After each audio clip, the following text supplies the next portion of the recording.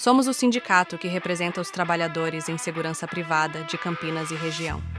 Nossa missão é assegurar os direitos da categoria, oferecer benefícios justos e promover condições de trabalho dignas e seguras, para quem dedica sua vida à proteção e cuidado de todos. Juntos, construímos uma categoria mais unida e valorizada.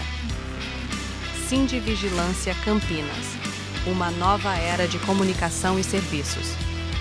Inovando sempre, o Sindivigilância apresenta o VigCast, seu novo canal de comunicação com a categoria. Um espaço voltado à valorização dos profissionais da segurança privada e à reflexão sobre suas lutas, conquistas e desafios. Sejam bem-vindos ao VigCast. Jason. É interessante, tá, a gente abordar esses temas aqui, tá, porque a atuação, ao contrário do que o pessoal acha, a atuação do advogado criminalista, do escritório do Dr. Bernadelli, ela vai muito mais além, né? Nós já falamos dessa questão social.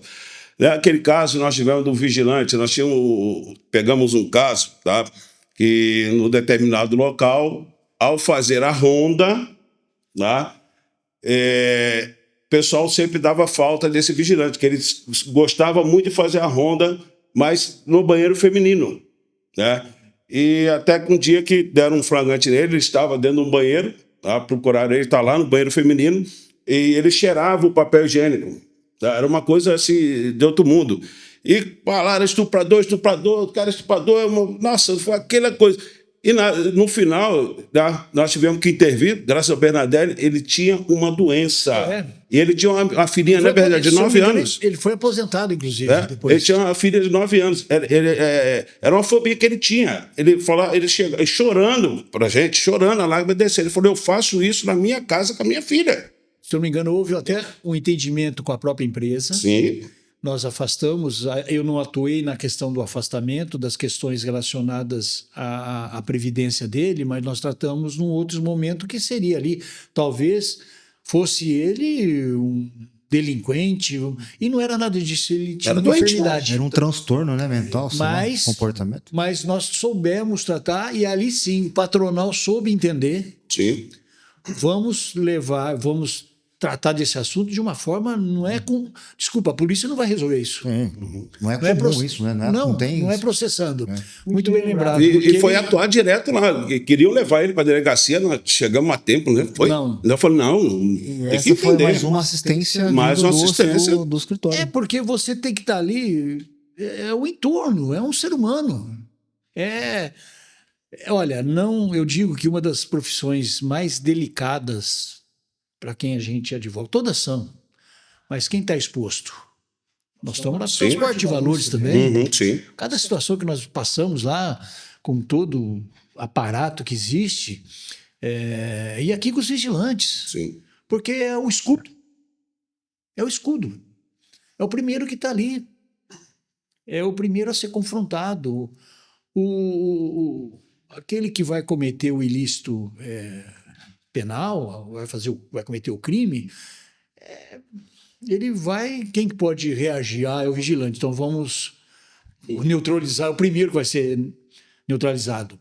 E é muito delicado isso, muito delicado. Mas esse caso do Geiso, teve outras situações. Tem uma, eu quero lembrar aqui uma cômica também, que ele atua como conselheiro sentimental. 3 meses seguidos não dá. Toda vez que ia para o dia, mas eu amo essa mulher, doutor. Chegou um dia que aí nós estávamos. E faz tempo que, né, as audiências eram presenciais.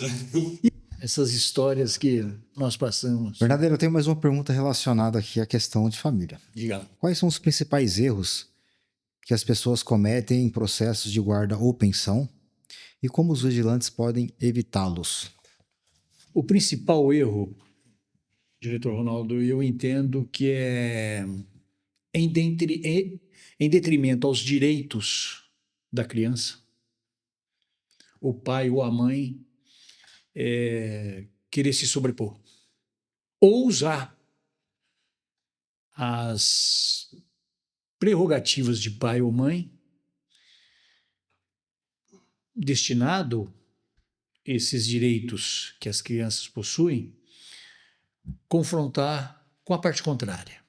A mãe usar os filhos para obter vantagem de alguma maneira numa partilha de bens. Não precisa fazer isso.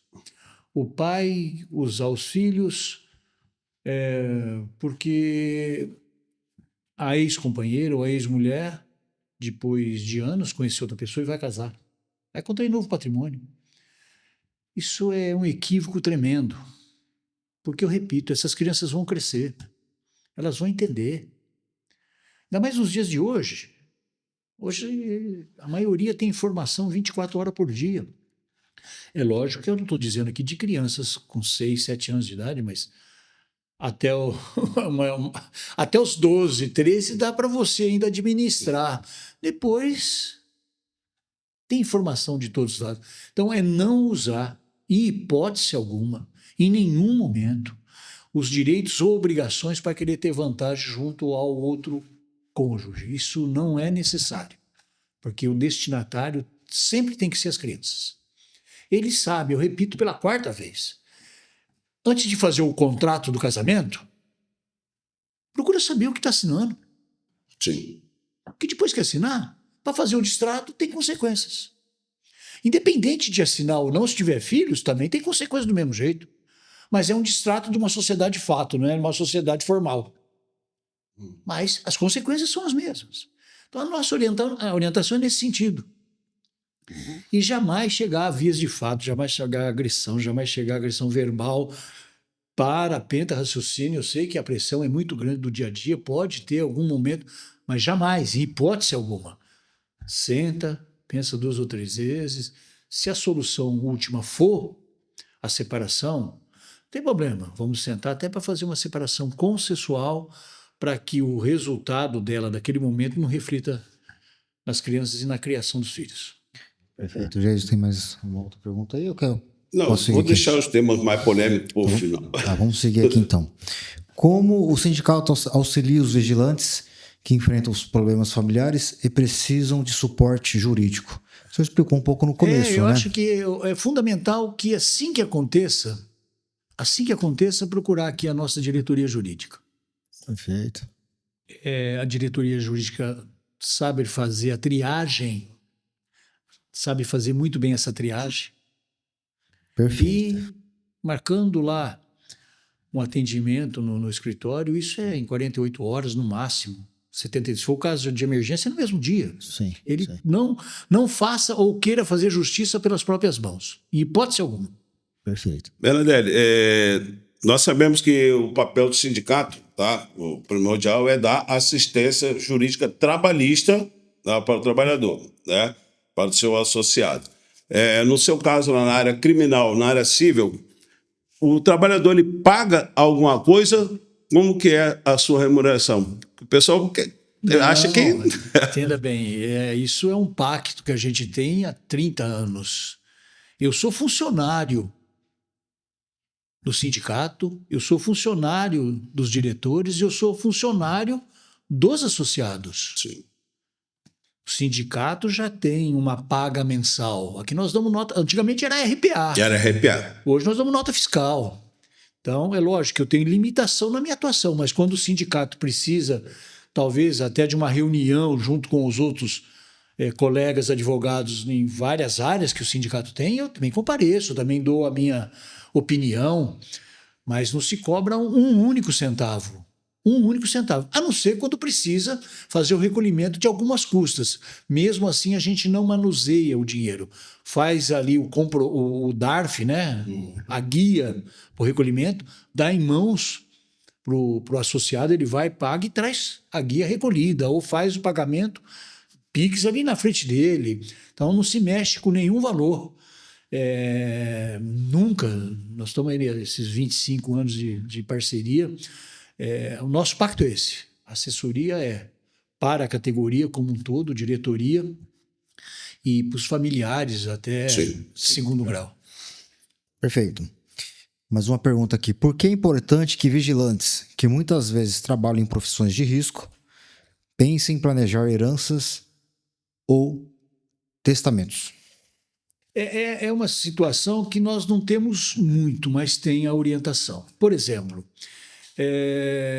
o vigilante, dependendo já da sua existência, tudo transcorreu normal, mas ele quer fazer uma divisão do que ele conseguiu amealhar. Nós orientamos, vai lá e faz uma doação. Você tem 1 ou 2 ou 3 filhos, que você vai evitar depois, se fizer agora. Né? Não é um transtorno, mas as despesas do inventário, dessas questões todas.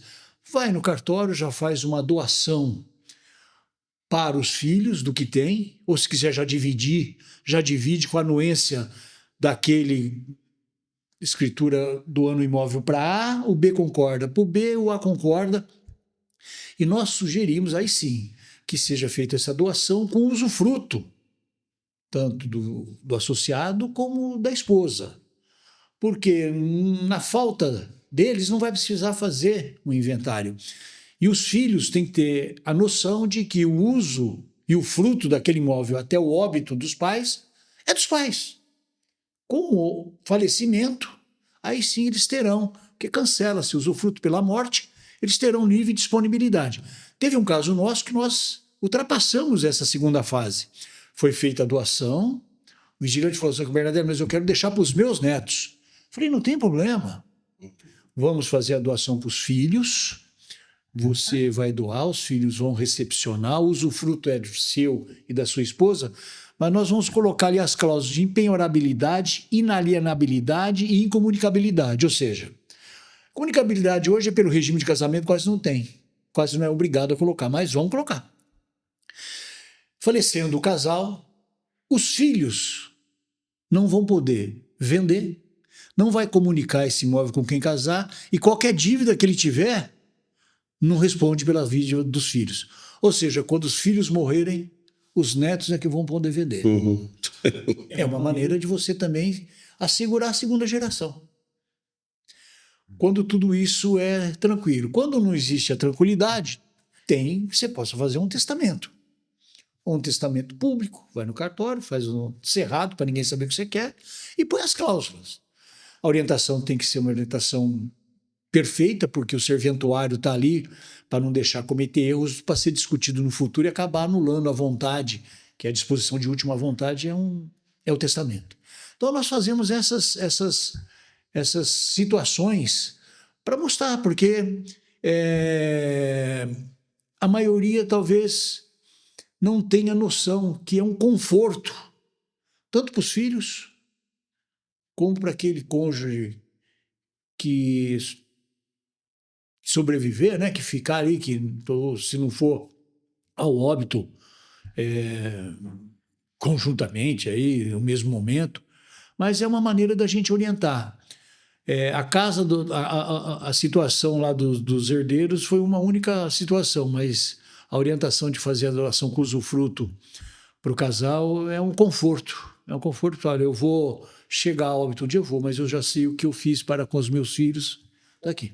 Bernadette, nós sabemos que o papel do sindicato, tá, o primordial é dar assistência jurídica trabalhista, tá, para o trabalhador, né, para o seu associado. No seu caso, na área criminal, na área civil, o trabalhador ele paga alguma coisa? Como que é a sua remuneração? O pessoal acha que... Entenda bem, isso é um pacto que a gente tem há 30 anos. Eu sou funcionário do sindicato, eu sou funcionário dos diretores e eu sou funcionário dos associados. Sim. O sindicato já tem uma paga mensal. Aqui nós damos nota... Antigamente era RPA. Era RPA. Hoje nós damos nota fiscal.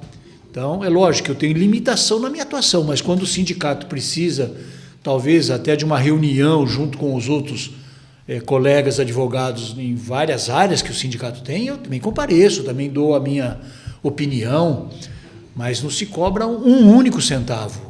Um único centavo, a não ser quando precisa fazer o recolhimento de algumas custas. Mesmo assim, a gente não manuseia o dinheiro.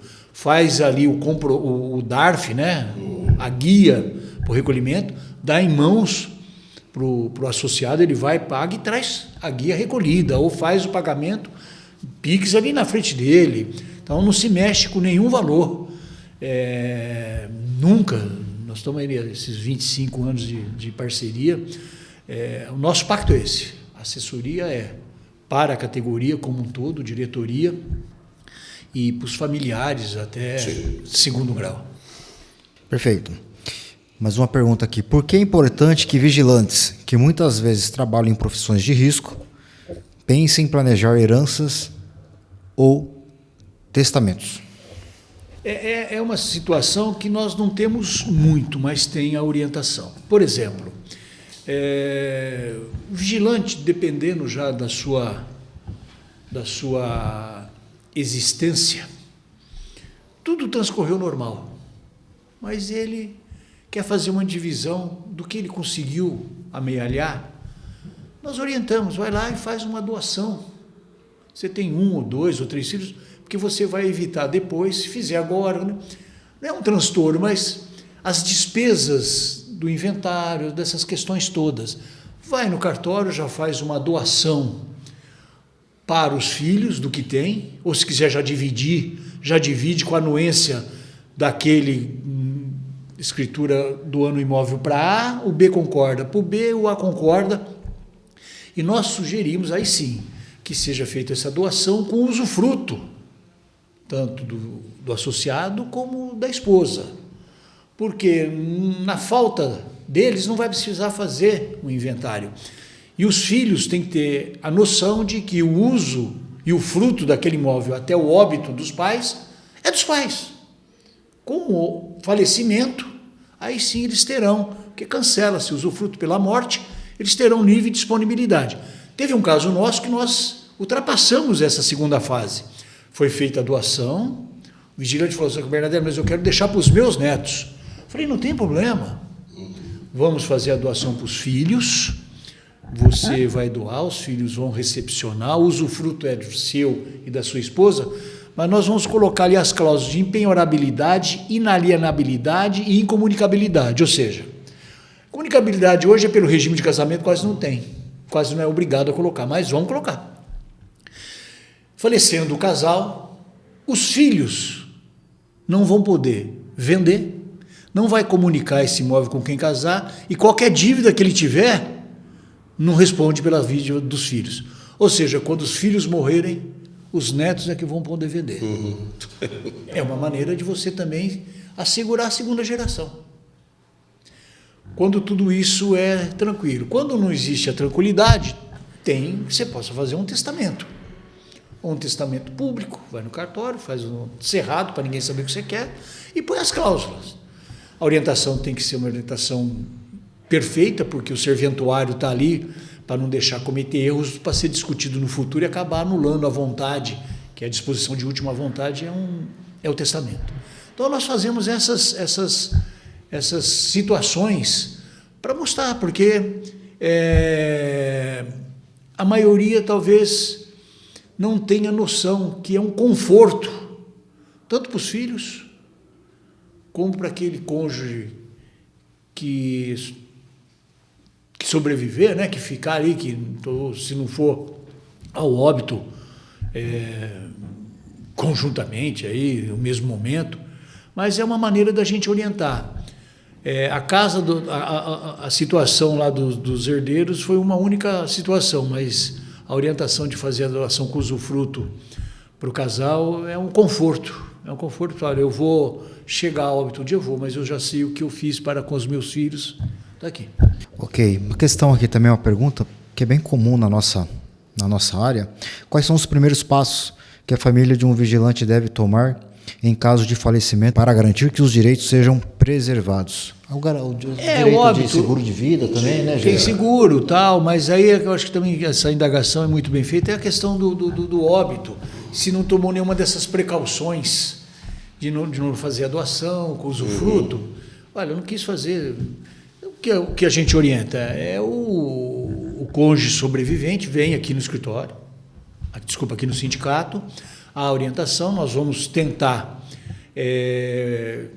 com a mais ligeireza possível, amealhar os documentos, faz-se a abertura do inventário se estiver menor, Tem casos que o falecido tem filhos do primeiro casamento, depois tem filhos do segundo casamento, então tudo isso tem que ser analisado.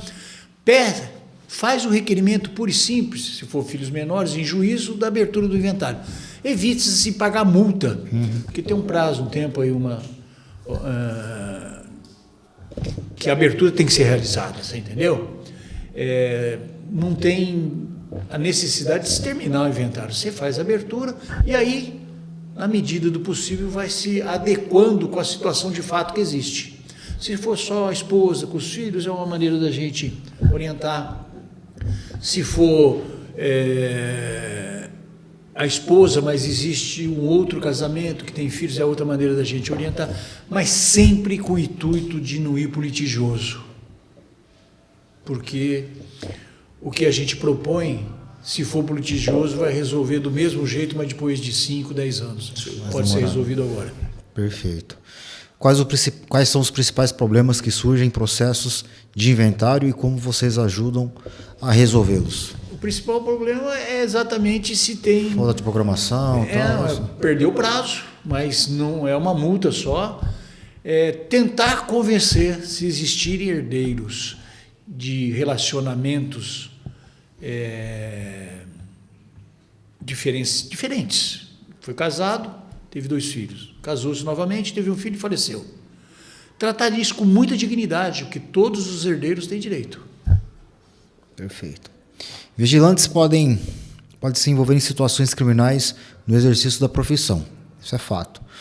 Com o uso de força ou porte de arma. Como vocês orientam nesses casos? Olha, a situação hoje mas diminuiu assim muita coisa, né, Geis? Muita coisa. É o que eu digo, hoje o vigilante está muito bem preparado. Muito bem preparado. Ele sabe até a reação, a maneira de se reagir, como reagir.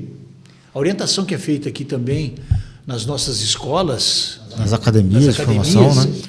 Olha, é claro que aquela situação extrema entre a vida própria e a do terceiro, é claro que ele vai tentar fazer a legítima defesa da vida dele.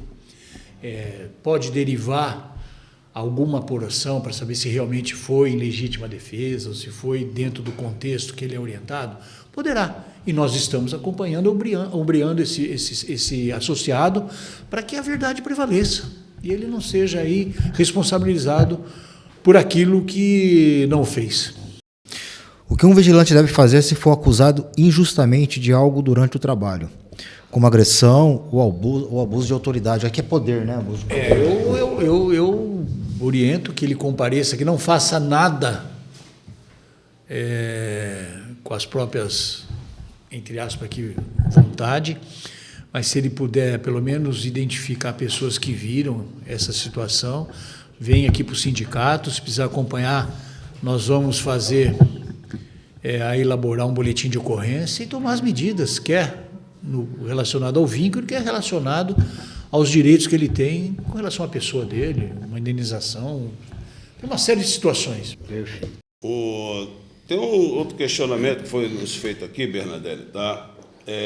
Como o sindicato atua para proteger os vigilantes em casos criminais relacionados ao trabalho? Olha, essa é uma situação, Geiso, que eu trago ela também para a resposta anterior. Para a pessoa dele ou em virtude da atividade profissional, ele venha a ser objeto de uma apuração de uma suposta ou um suposto cometimento de um ilícito. Se for para a defesa dele, ele está trabalhando, é aquilo que nós já explicamos inicialmente. Agora, se for em defesa do que é que ele é obrigado a estar pela função, isso deriva também responsabilidade para a própria empresa. Sim, nós temos assegurado isso. Que o primeiro passo seria a empresa. Lógico. Mas ele pode ser objeto de sujeito passivo, corresponsável. Quantas vezes nós já fomos chamados à noite, no final de semana, para ir à delegacia, porque o vigilante supostamente cometeu algum desvio? O sindicato vai estar ombreando. É lógico que a empresa vai ter o seu jurídico dizendo que o que aconteceu não foi nenhuma situação que possa chamar a responsabilidade civil da empresa, mas o vigilante também terá a defesa dele, que é feita por nós, que o sindicato dá o suporte. O jurídico da empresa pode ajudar sem nenhum problema, mas o nosso associado tem o nosso amparo. É o que eu digo, tem que se socorrer aqui da nossa diretoria jurídica. Daqui deriva uma consulta nossa, uma conversa nossa, e está à disposição para achar. Olha, é a minha categoria, o meu sindicato, aliás, é meu advogado, porque eu pago o sindicato e o sindicato me oferece uma assessoria jurídica nessa área. Maravilha. Bernadette, eu deixei agora para o finalzinho, tá? São 3 temas, tá? Que, a gente tem história, tá? Nisso tudo, mas é que está muito recorrente, tá? Hoje em dia. É a questão do racismo, da homofobia e da intolerância religiosa. Vamos começar no racismo. Lembra aquela situação lamentável da psicóloga, né? Dentro do sindicato, que falou que não iria entrevistar negros, estava orientada a não contratar negros. Tivemos esse caso, tivemos alguns outros, mas não tivemos um caso onde o vigilante em si, né, cometeu esse tipo de crime, né? Não cometeu racismo, e se sofreu. Sim, tá, a maioria. Sofreu.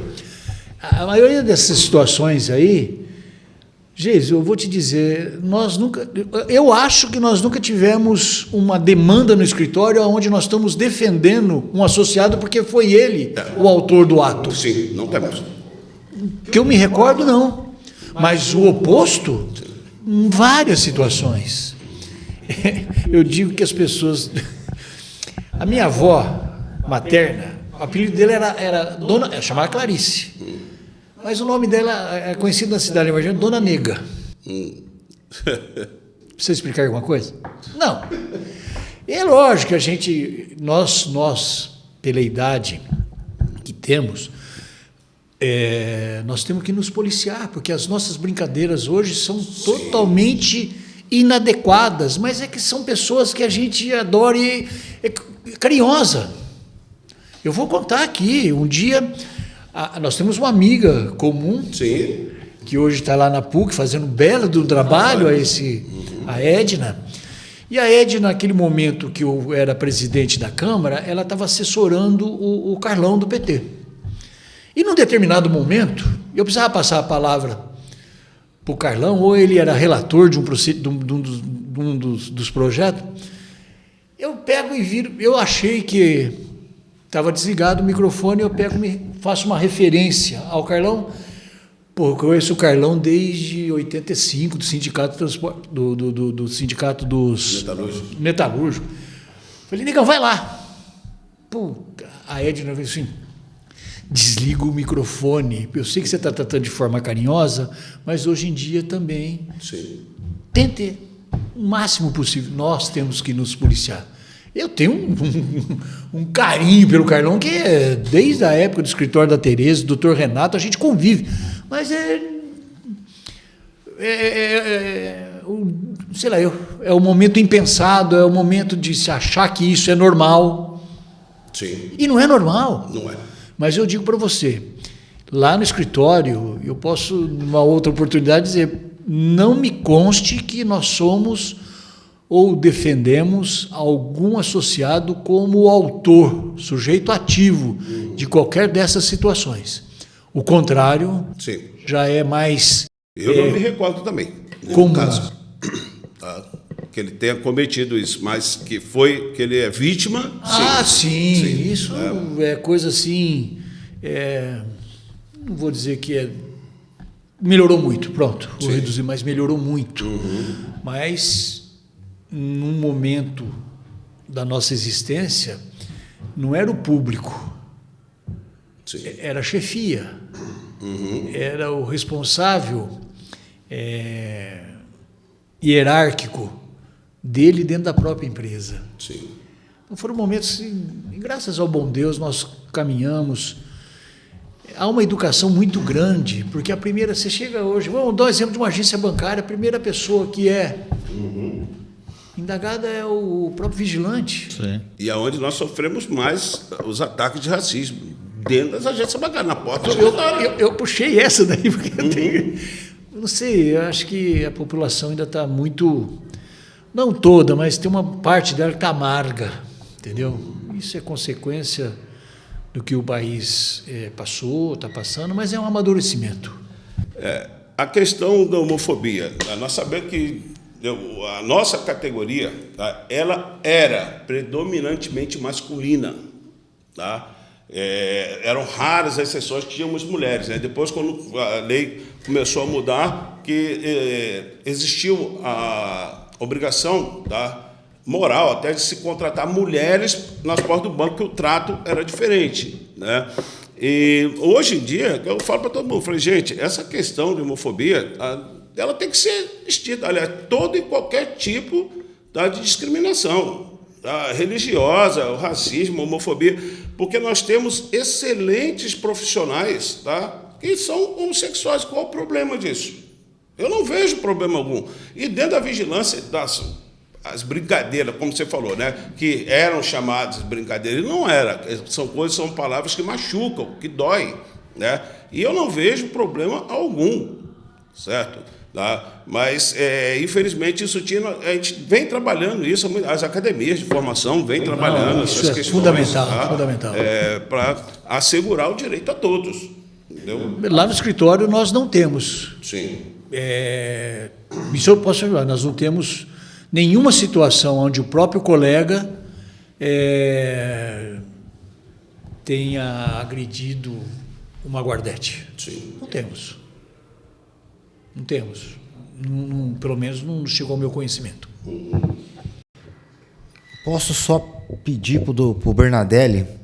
Eu me recordo, Bernadelli, de uma ocorrência, só para a gente finalizar, Jason, de uma ocorrência que, se eu não me engano, foi na Sanasa, em um dos postos de serviço da Sanasa, e acabou culminando num processo na Justiça, no TJ aqui, na Cidade Judiciária. Inclusive, o doutor esteve lá defendendo um vigilante em função de não estar portando a CNV numa abordagem da polícia, uma coisa assim. Você lembra dessa ocorrência? Nós tivemos duas situações delicadas. Manda a Unicamp, lembra da Unicamp, Jair? Sim. Lá foi uma situação que nós tivemos que ter ali, aliás, 3. Uma outra foi num condomínio grande aqui da cidade, que nós ficamos na... Fechando.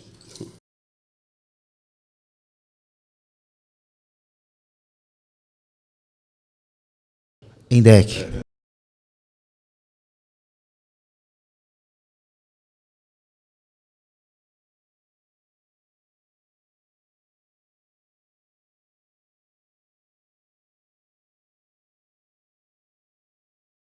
Correto.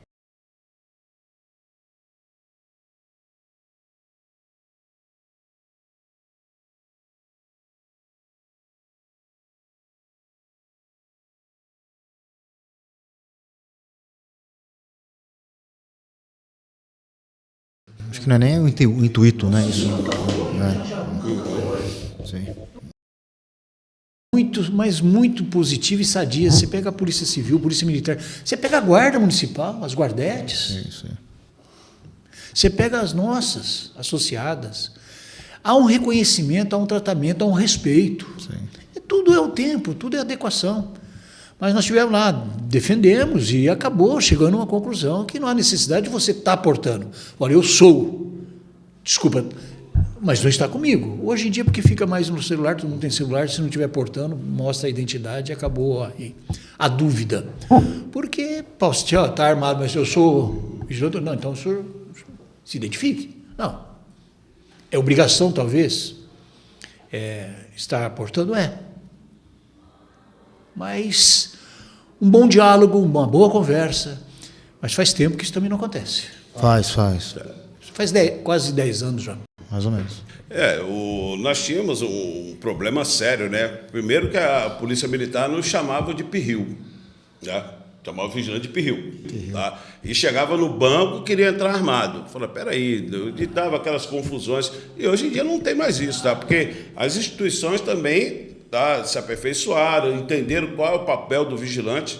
Tá? Nós brigamos muito por causa disso. Relações públicas de uma agência bancária no país é o vigilante. Vigilante. maneira que ele recebe o cliente, a orientação que ele dá. Sim. A maior relações públicas hoje de uma agência bancária, aliás, em toda a repartição pública onde tem o nosso serviço, é o vigilante. Com certeza. É o primeiro Ou não é? Sim.